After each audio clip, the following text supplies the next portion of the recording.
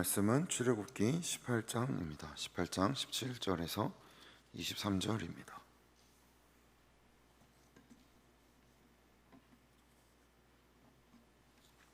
출애굽기 18장 17절에서부터 23절을 교독해서 읽도록 하겠습니다. 제가 먼저 읽겠습니다.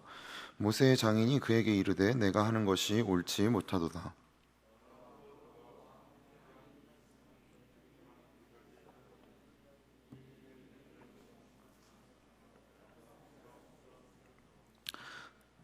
저희 천천히 한 목소리로 이제 내 말을 들으라. 내가 내게 방침을 가르치리니 하나님이 너와 함께 계실지로다.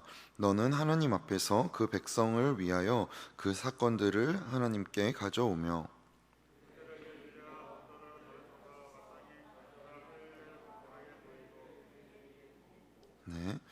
너는 또 온 백성 가운데서 능력 있는 사람들 곧 하나님을 두려워하며 진실하며 불의한 이익을 미워하는 자를 살펴서 백성 위에 세워 천부장과 백부장과 50부장과 10부장을 삼아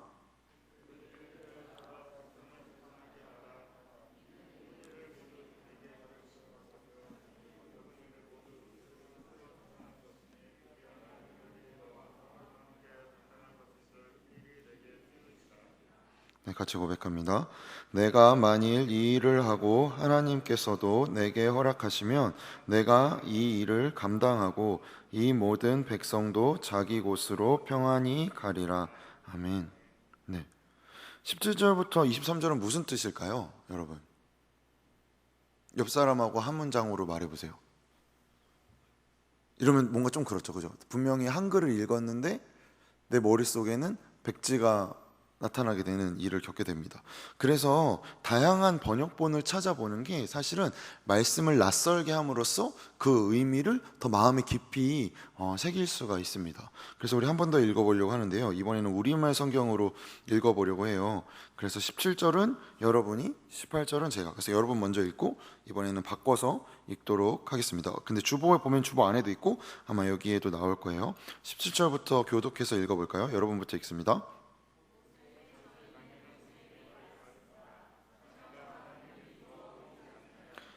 자네에게 오는 이 백성들은 자네만 지치게 만들 뿐이네. 자네에게 일이 너무 무거우니 어디 혼자 당해낼 수 있겠나?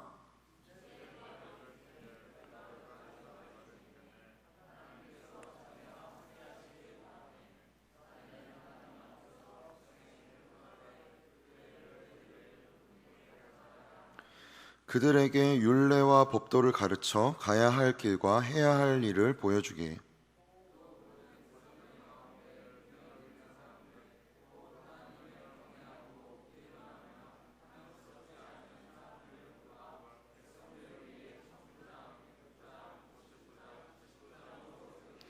그들이 백성들을 위해 항상 재판하도록 하게. 단 어려운 문제는 자네에게 가져오게 하게. 간단한 사건은 그들 스스로 판단할 수 있을 것세. 그렇게 하면 그들이 자네와 함께 일을 나눔으로써 자네 짐도 한결 가벼워질 것세. 같이 고백합니다. 만약 자네가 이렇게 하고 하나님도 그렇게 명령하시면 자네의 부담도 덜고 이 모든 백성들도 만족하면서 집으로 돌아가게 될 걸세. 아멘. 무슨 내용이죠? 모세가 이스라엘 전체의 재판관 역할을 하는 것을 본 이드로가 모세에게 그것이 옳지 못하다라고 이야기합니다. 이전에 무슨 일이 있었습니까? 모세가 이드로에게 이스라엘 백성에게 하나님이 행하신 일을 말함으로 이드로도 그것을 듣고 하나님을 찬양하며 이 공동체 안에 들어가게 됩니다. 그리고 나서 이제 이드로가 모세에게 말하는 것이 바로 오늘 본문의 장면이죠. 그래서 능력 있는 사람들을 뽑으라고 말합니다. 어떤 능력 있는 거죠? 하나님을 두려워하고 진실하고 불의한 이익을 미워하는 자들을 천부장, 백부장, 50부장, 그러니까 1000명 관리하는 사람, 100명 관리하는 사람, 뭐 50명 관리하는 사람, 10명 관리하는 사람들을 이렇게 뽑아서 피라미드식으로 운영해라. 그래서 다단계 최초의 모델을 제시하죠. 농담이었는데 이렇게 진지하게 받으면 그래서 무엇을 보게 됩니까?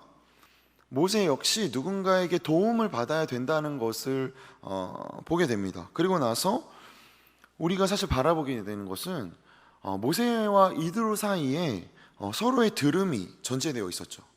모세가 먼저 이드로에게 말했고, 그리고 이드로가 그걸 듣고 또 이드로가 다시 모세에게 말합니다.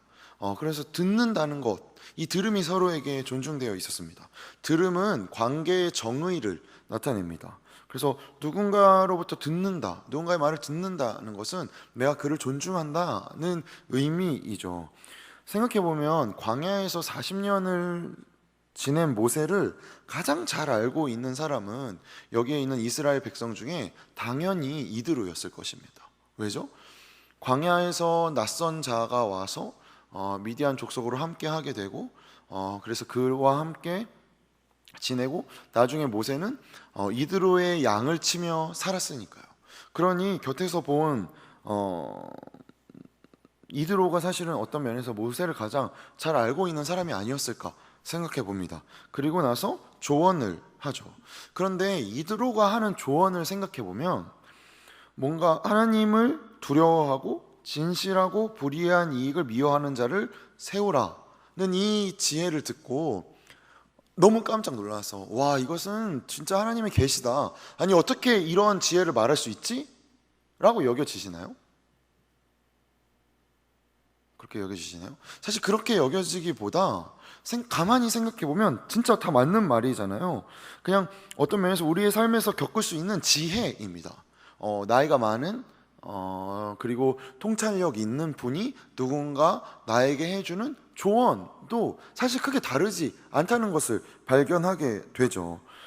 무슨 말이냐면 모세에게 하나님이 말씀하실 때 꿈이나 혹은 환상이나 계시로 특별한 방법으로 이러한 것을 말씀하시지 않으셨다는 사실. 갑자기 모세 앞에 새로운 장면이 펼쳐지고 하나님이 계시하셔서 이런 지혜를 말씀하신 게 아니라 이드로를 통해서 하나님이 말씀하셨다는 사실을 보게 됩니다. 인간의 입으로 그의 지혜를 통해 조언을 듣게 되는 것이었죠. 그래서 이드로가 제안한 권면은 무엇이었습니까? 이를 분배하라는 것이었고, 이를 분배한다는 것이 이것이 과연 신앙적인 건가? 라고 생각해 보면 사실 약간 물음표 알쏭달쏭해집니다. 왜냐하면 이를 분배한다는 것은 굉장히 합리적이고 효율적이고 보편적인 인류의 지혜이기 때문입니다. 우리가 예수 그리스도를 믿고 신앙을 가지게 되면서 우리에게 나타나는 현상 중에 하나는 이 신앙은 옳고 나머지 것은 다 아니다 라고 여기게 될 때가 있다는 것이죠. 내가 하나님 믿는 것, 이건 너무 존귀하고 고귀하고 이건 옳은데 이 밖에 세상적인 어떠한 것들이라던가 보편적으로 경험하게 되는 것은 옳지 않다라고 의뢰 여기게 되는 것들이 있더라는 것입니다. 그래서 윤리나 도덕이나 상식이나 교양 위에 있는 것이 신앙인 것으로 여기에서 이렇게 차별점을 주는 것이죠. 그래서 자연이 주는 것이나 우리가 일상 속에서 쉬이 발견하게 되는 것들 외에 다른 특별한 것이 신앙이다라고 여기게 되더라는 것입니다. 생각해보면 사실 교회 다니지 않는 분들 중에서도 굉장히 지혜롭고 현명하고 성숙해서 굉장히 닮고 싶은 분들이 있어요. 사실 그렇잖아요. 반드시 그분이 크리스찬이어서 그를 닮고 싶다라기보다 그가 그리스도인이지만 이러한 성품을 가졌을 때 우리는 더 매력을 느끼고, 근데 살다 보면서 경험하게 되는 것들이 무엇입니까? 교회를 다니지 않아도 고매한 인격을 가진 분들이 있더라는 것입니다. 저희 와이프 쪽 큰 아버지가 그러셔요. 교회를 안 다니시는데 제가 여태까지 만나봤던 중년 중에 가장 이렇게 좀 차분하고, 나도 저렇게 나이 들고 싶다라고 이렇게 그냥 대화 몇 마디 나눴을 때 느끼게 해주는 그런 몇 안 되는 분들 중에, 제가 경험한 분들 중에 한 분이셔요. 근데 교회 안 다니세요. 불교시죠? 굉장히 신실한. 네. 그러면 사실 좀 이상하지 않나요? 교회 다니는 사람이 고매하고 기품이 있어야 되는 것 같은데, 그러면 이런 건가요? 교회 다니는 사람한테만 그걸 느껴야 되는데 다른 곳에서 내가 그걸 느꼈으니까 저는 회개하고 통회하는 심령으로 하나님 앞에 울부짖으며 부르짖어야 되는 걸까요? 별거 아닌 문제 같은 건데, 그죠? 쉬이 지나치고 약간씩 그냥 까끌까끌하게 여겨지는 건데 이 안에 점여 있는 우리가 신앙을 대하는 태도가 있습니다. 특별한 무엇, 보편적이거나 자연적인 것은 아니고 특별한 무엇이 신앙이다 라고 여기게 되는 거죠. 그러니 삶이 부대끼입니다. 왜죠? 우리의 삶은 너무 자연스럽고 너무 보편적이고 너무 일상적이니까요. 구원받은 이후에 우리가 지난주에 나눴듯이 우리가 뭔가 특별한 존재로 여기거나 이것을 책임으로 감내하기보다 남들과 다른 어떤 우월감을 가져서 이것이 내 신앙인 것처럼 여기게 되는 우리의 마음을 살펴봤습니다. 그리고 그것을 또 다른 누군가에게 너 교회 다니면서 아니 교회 다니는 자가 어떻게? 라고 하는 이러한 말들, 사실은 그런 의례 우리가 이렇게 쉬하는 우리의 생각이나 마음 속에 점여들어 있는 우리의 태도가 있는 것이죠. 물론 신앙인이라면 인격이나 성품이나 이런 성숙함이 당연히 동반되어야 합니다. 당연한 거죠. 그러나 신앙이 좋다는 것은 어떤 이러한 윤리나 도덕이나 교양이나 상식적인 어떠한 행동을 넘어서는 것, 그러니까 이것을 전제하고 그 이상의 가치를 추구하는 것을 의미합니다. 그러니까 이것은 아니고 이것만 특별하다는 아닌 거죠. 이것 위에 서는 것이라는 것입니다. 그러니 지혜나 성숙이나 현명한 이러한 것들은 하나님이 모두에게 보편적으로 주시는 은총인 것이죠. 이거를 신학적인 용어로 일반 은총이라고 해요. 하나님이 베풀어 주시는 거죠. 모두에게 말입니다. 르네상스 이후에 자연과학이 이제 발달하게 되잖아요. 그죠? 계몽주의가 이렇게 생기고 그러면서 인간에게 의문이 생기게 됩니다. 어떤 의문이 생기게 되죠? 중세시대의 기독교가 사용했던 방법이 있잖아요. 착한 일을 하면 상을 받고 나쁜 일을 하면 벌을 받는다. 있지 않습니까? 그거에 따르면 사실 그렇잖아요. 이렇게 우리가 말씀을 나눌 때 고개를 숙이고 눈을 감고 있는 자들에게 왜 하나님은 벼락을 내리시지 않는가? 궁금하지 않습니까? 그죠? 그리고 나는 이렇게 눈 말똥말똥하게 뜨고 열심히 듣고 있으면 하나님 나에게 복 주셔야 되는데 그게 아니더라는 거죠. 벼락은 어디에 떨어지는 것입니까? 불교가 만든 절이나 아니면은 나쁜 사람에게 벼락이 떨어지지 않는다는 것을 르네상스 이후에 인간이 발견하게 됩니다. 무엇으로요? 과학으로요. 아, 벼락은 높은 곳에 떨어지는구나 를 발견하게 돼요. 그죠? 벼락은 나쁜 사람한테 떨어지지 않더라는 것입니다. 높은 곳에 떨어지는 거예요. 그래서 교회의 높은 종탑 위에 십자가에 무엇을 심게 되죠? 피레침을 심게 됩니다. 근데 생각해 보세요. 어떻게 교회가 종탑 위에 혹은 십자가 위에 피레침을 심을 수 있습니까? 믿음 없게 하나님이 지켜주실 텐데 여러분 우리 위에 가서 피레침을 뽑읍시다. 이렇게 이야기하는 것이 신앙입니까? 아니죠. 이것은 신앙이 아닙니다. 우리가 마치 피레침을 이렇게 띄어내고 하나님이 우리 지켜주실 거야 라고 말하는 어떠한 면에서의 막무가내가 마치 신앙인 것처럼 여기게 될 때 우리는 기독교 안에 있는 기본 진리를 오해하게 됩니다. 과학이 밝혀내는 것들은 무엇이죠? 어떤 뭔가 특별한 것이 아니라 하나님이 일하시는 공의로우신 일반적인 통치의 법칙들을 과학이 발견해 나가고 있는 것이죠. 그러니까 공의롭다는 것은 무엇입니까? 마태복음 5장에서 예수님이 말씀하시든 악인과 선인을 구별하지 않으시고 의로운 자 불의한 자를 차별하지 않으시더라는 것입니다. 진정으로 하나님이 살아계시다면 악인에게 우박이 떨어지고 번개를 맞고 그래야 되는데 그렇지 않더라는 것이죠. 악인이든 의인이든 내가 착한 일을 했든 나쁜 일을 했든 누구나 흐트러지게 아름다운 노을을 볼 수 있습니다. 누구나 선선한 바람을 맞이할 수 있더라는 것입니다. 내가 어제 너무 피치 못하게 누구에게 말하기도 민망하고 불편한 죄악을 지었더라도 내일 아침에 해가 뜨더라는 것입니다. 이것은 무엇이죠? 하나님이 모두에게 그의 공의로우심과 그의 공평하심을 베풀어 주시는 일반적인 은혜라는 것이죠. 그리고 이런 자연 법칙으로 우리가 무엇을 발견하게 됩니까? 지음받은 모든 존재에게 하나님은 공의롭고 공평하시구나. 그래서 피레침을 다는 것이 신앙인 것이죠. 하나님을 신뢰하는 것. 하나님 이렇게 자연 법칙을 통해 모두를 보살피시는구나 하고 십자가 위에 피뢰침을 다는 것입니다. 그것이 신앙인 것이죠. 분명 이스라엘 백성을 애굽의 억압과 압제에서 구원해 내실 때 하나님은 초월적인 일을 하셨습니다. 10가지 재앙, 홍해를 가르고 엄청나게 초월적인 일을 행하셨죠. 우리가 여기서 바라보게 됩니다. 구원은 과학 법칙으로 이루어지는 것이 아닙니다. 나의 어떠함이나 나의 열심으로 인해 이루어지는 것은 구원이 아니에요. 그래서 이것을 특별 은총이라고 말해요. 하나님이 행하시는 특별한 방법이 있습니다. 왜냐하면 하나님은 어떤 과학 법칙에 사로잡히는 질서라던가 어떠한 이것을 넘어가면 너는 아니야, 이것을 하면 맞아 라는 어떠한 구분점을 세우시는 것이 아니라 그분은 인격이시기 때문에 그렇죠. 그렇기 때문에 우리의 신앙생활 속에서 사실 발견하게 됩니다.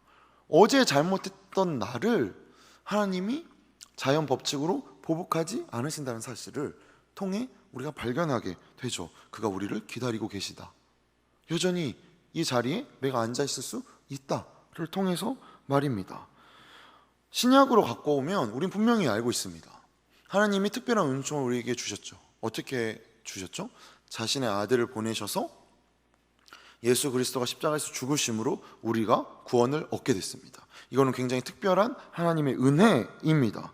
그렇기 때문에 이 은혜를 우리가 알고 있기 때문에 자연 속에서 벌어지고 우리 일상 속에서 발견하게 되는 것들을 하나님의 공의로운 통치라고 인정하는 것이죠. 그런데 세상은 이를 알지 못합니다.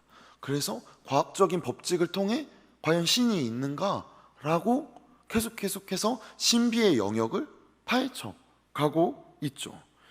이러한 과학을 근거로 하여 주장하는 공격에 대해서 19세기 중반 초반쯤이었을까요? 중반쯤에 이제 미국에서 이에 대항하는 반발이 생깁니다. 그걸 이제 잡지를 이제 하나를 발간하게 돼요. 그게 이제 정확한 워딩이 생각이 안 나는데, 그러니까 펀디멘탈리스트라 그러죠. 근본주의자들이 생기게 됩니다. 이러한 과학의 세속성에 대항하는 기독교의 응전, 뭔가 힘이 생기잖아요. 그래서 과학을 근거로 기독교를 반대하는 세상에 대해 우리도 우리를 지키자 하고 나타나게 돼요. 그런데 이런 운동이 시간이 지나면서 어떻게 변화되냐면, 쓸데없이 이런 것을 따져서 하나님 없다고 하다니 나는 따지지 않고 믿겠다 하는 것이 마치 신앙인 것처럼 변질되게 되죠. 그러니까 설명 못하니까 나는 그냥 무조건 믿어, 말 시키지 마, 너는 사탄이야 라고 하는 지경에까지 이르게 되는 것입니다. 이것은 무엇이죠? 몰상식이죠. 생각해 보세요. 뉴스에 어떤 강도가 나왔어요. 근데 이 강도가 200-300kg를 거뜬히 혼자 들고 100m를 9초대에 막 달리고 하더라는 것입니다. 그래서 뉴스를 보고 어떻게 저렇게 건강해서 저렇게 강도짓을 하네? 나는 건강해지지 말아야겠다 하는 것이 말이 되지 않죠. 건강이 죄를 지은 게 아니라 건강한 사람이 자신의 건강을 잘못 사용한 것 뿐이지 않습니까? 그래서 또 주변에 봤더니 똑똑한 친구가 맨날 잘난 척 하는 거예요. 쟤 진짜 꼴보기 싫어, 나는 똑똑하지 말아야지 하는 것이 아니라는 것이죠. 똑똑한 것을 잘못 사용하고 있는 것이지 않습니까? 근데 그렇게 생각하면 신앙은 안 똑똑한 것이겠습니까? 과학적으로 고민하고 추론하는 것이 과연 그것이 비신앙인가요? 아니죠. 하나님의 공의로우심을 발견해 나가는 방법이라는 것입니다. 그러니 무엇을 하거나 하지 말거나로 가져가는 것은 신앙의 싸움이 아닌 것입니다. 이러한 반응에는 하나님, 나는 저런 식으로 하지 않겠으니 초월적인 걸로 내 모든 필요를 채워주세요 라고 하는 나의 이기심이 담겨져 있는 것이죠.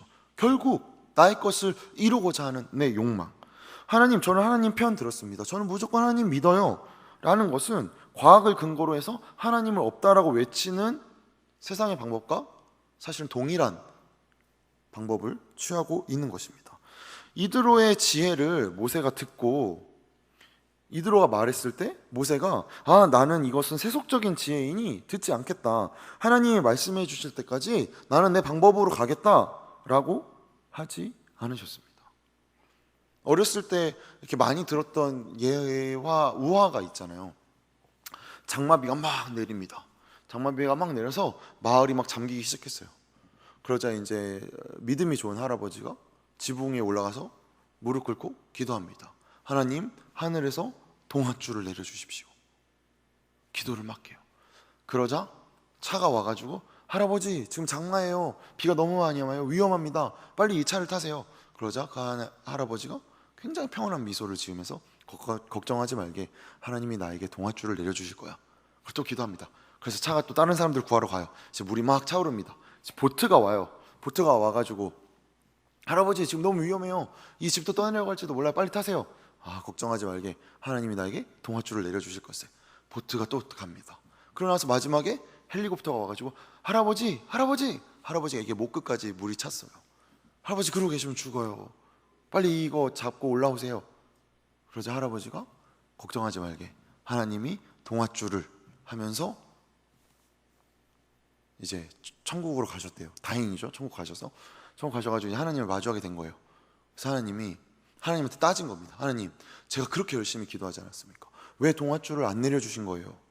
그래서 하나님이 뭐라고 말씀하셨다라고 하죠? 내가 너를 위해서 차도 보내고 배도 보내고 헬리콥터도 보냈는데 너는 외면하지 않았니?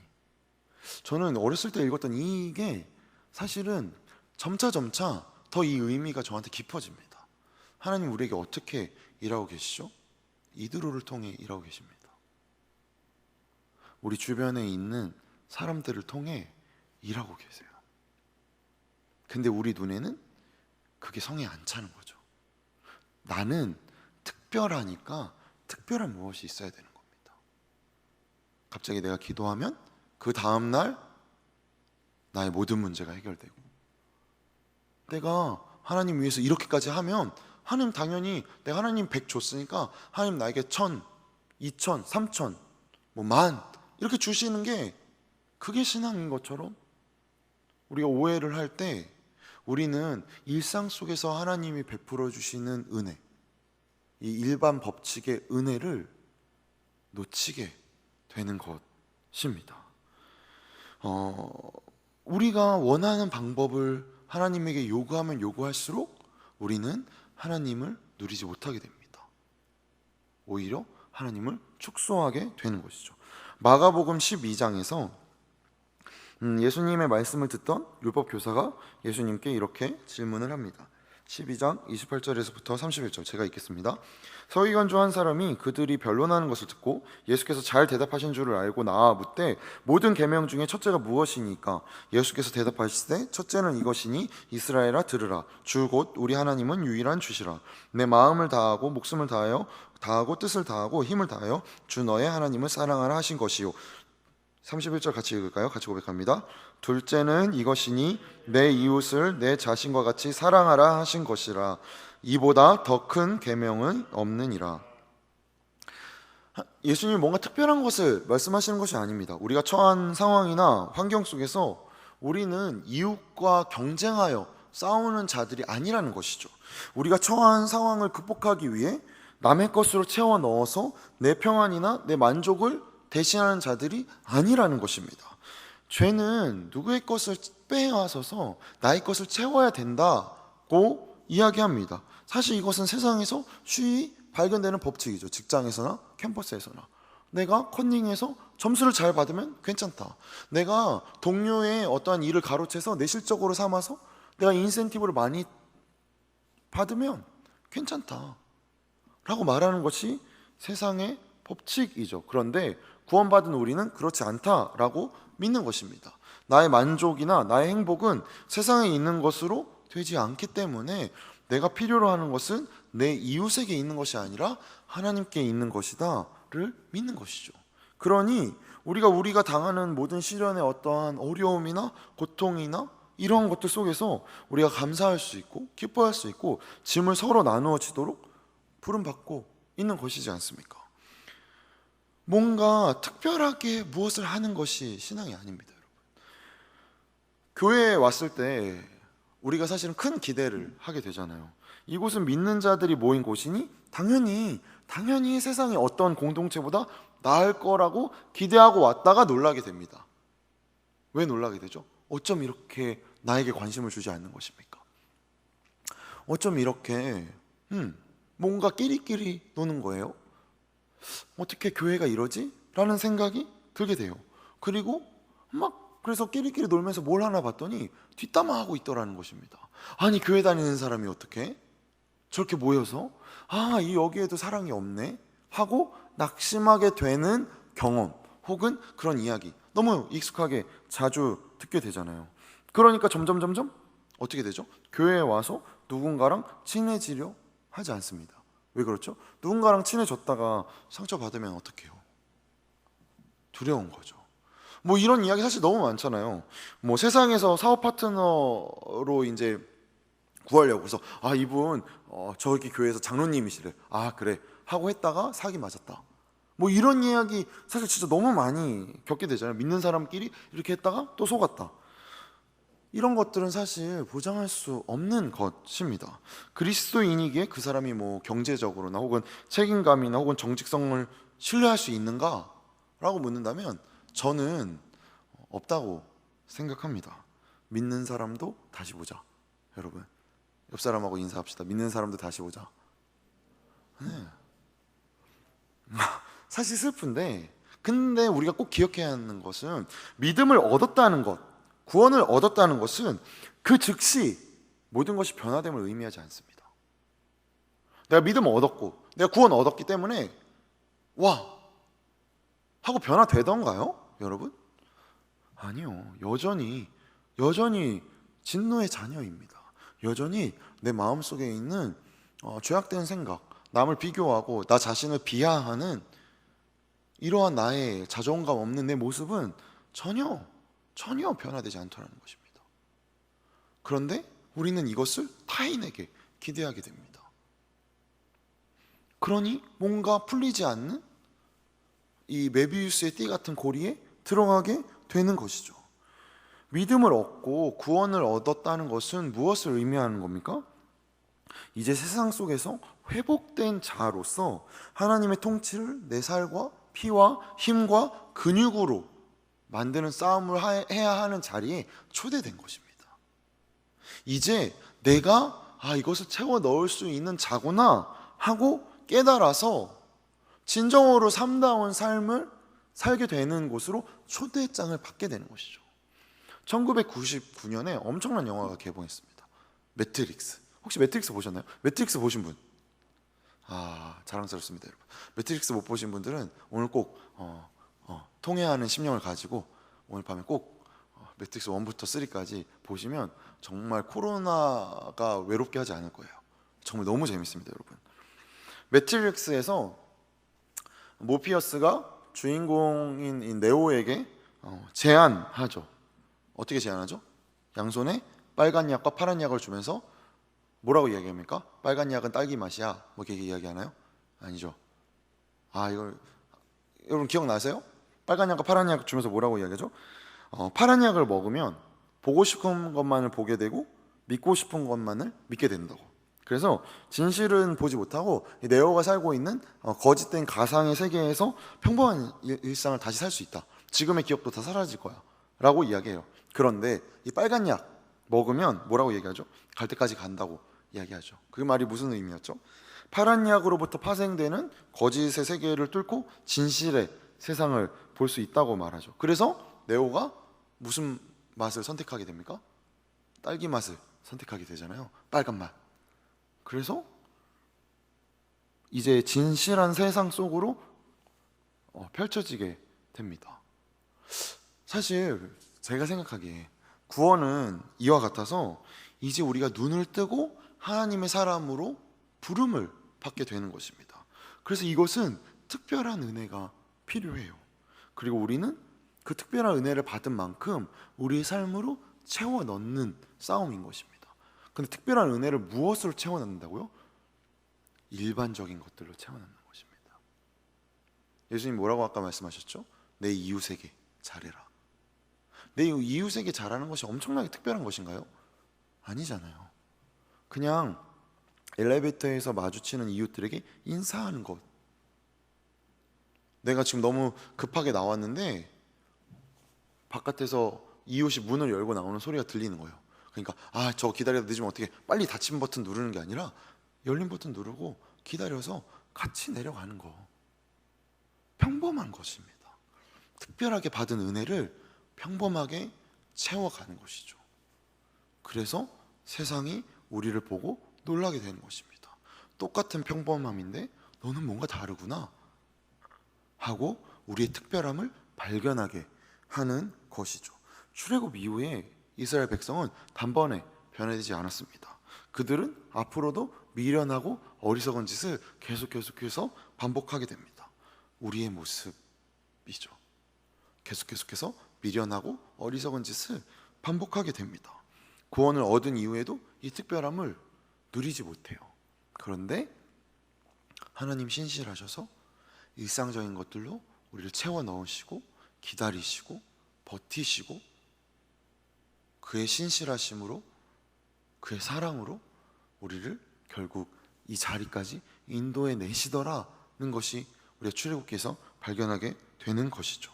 그래서 우리가 이 공동체 안에서 훈련하는 것입니다. 신앙 공동체로서 여기서 먼저 훈련하는 것이죠. 무엇을 훈련하는 것이죠? 서로 용서하고 서로가 생긴 문제들에 대해서 문제가 없기를 기다리는 것이 아니라 문제들을 통해서 서로에게 위로하고 그 안에서 깊은 교제를 나누는 것.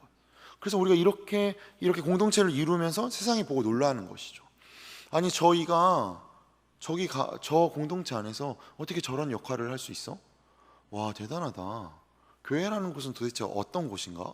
라는 질문을 갖게 해주는 것이 교회의 힘인 것입니다. 우리 가운데 있는 우리의 어떠함으로 뭔가로 만들어내는 것이 아니라 이 안에서 서로 치고받고 때때로 상처받고 상처 주고, 하지만 다시금 서로 포기하지 않고 회복함으로 만들어내는 것이 그것이 신앙 공동체인 것이죠. 특별한 무엇이 아닙니다. 일반적이고 보편적인 것이죠. 마태복음 25장에서 예수님이 심판의 자리에 대해서 묘사하실 때 양과 염소의 비유를 드시면서 이렇게 말씀하시죠. 너희가 내가 줄였을 때, 내가 옥에 갇혔을 때 너희가 잘했다고 말씀하십니다. 그리고 또 한쪽은 너희가 이렇게 했을 때 너희가 잘못했다라고 말하죠. 그래서 제자들이 묻잖아요. 주님, 우리가 언제 그랬어요? 우리 그런 적이 없는데. 그러니까 예수님 뭐라고 말씀하시죠? 너희가 작은 자 하나에게 내 이름으로 물 한 그릇 준 것, 내 이름으로 물 한 그릇 주지 않은 것의 차이였습니다. 엄청나게 특별하거나 무엇이 요구되는 것이 아니었죠. 우리가 갖고 있는 이 구원을 일반적이고 보편적인 모든 삶의 자리에서 우리가 하나님의 사람으로서 회복된 자의 자리를 지켰는가, 그 몫을 다하고 있는가를 하나님은 우리 가운데 묻고 계신 것입니다. 우리가 구분짓고 뭔가 특별한 무엇으로 하는 이 오해들이 사실 우리의 신앙을 굉장히 좁은 영역으로 이해하게 합니다. 그냥 하나님은 무슨 코인 자판기 같아서 내가 노력 1, 기도 1, 신앙 1 넣으면 그만큼의 뭔가를 주는 것처럼 여기게 되는 우리의 신앙의 태도. 그런데 생각해보면 우리가 그렇게 무언가를 쌓아 놓을 수 있는 자들이 아님을 우리의 삶에서 깨닫게 되지 않습니까? 특별함을 요구하는 것은 왜 그렇죠? 특별한 일이 아니고서는 내 삶이 바뀌지 않는다는 것을 내가 알기 때문입니다. 여전히 내 삶은 특별한 전환이 아니면 도무지 타개할 법칙이나 뭔가 활로가 여겨지지 않는 것만큼 내가 너무 비참하게 느껴지기 때문이잖아요. 동시에 그렇게 일어나지 않습니까? 그래서 특별한 것을 얻게 되면 우리는 무엇을 취하게 됩니까?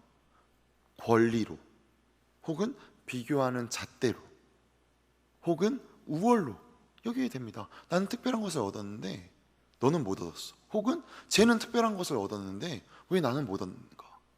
그래서 하나님 우리 가운데 보여주시는 거죠. 순간순간 삶 속에서 천천히 부모님을 통해, 친구를 통해, 혹은 함께 있는 공동체를 통해, 혹은 지나가는 낯선 이를 통해 말씀하시는 것입니다.